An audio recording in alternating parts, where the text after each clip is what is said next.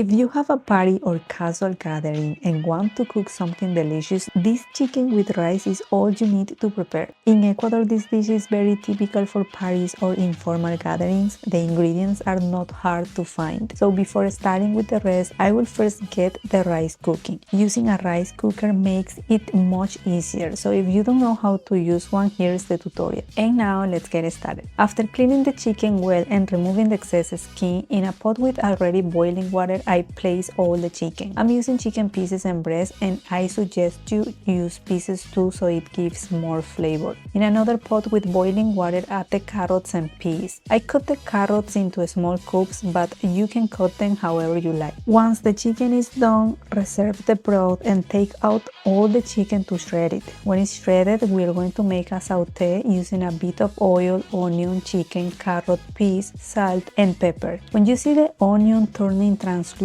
add a bit of the chicken broth, soy sauce, and tomato sauce.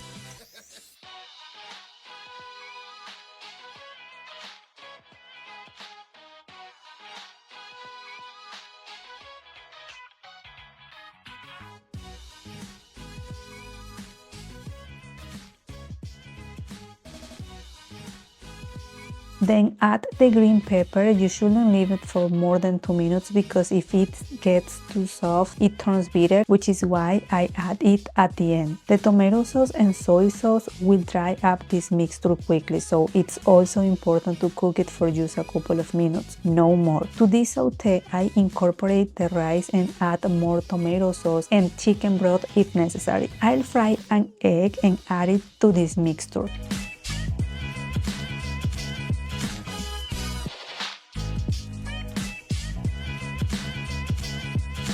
And finally, it's very common to serve this with a fried egg with a runny yolk. So this is the result. Trust me, it may look simple, but it tastes delicious. So if you feel like making it, remember to use chicken pieces and let me know, so I will see you in another tutorial.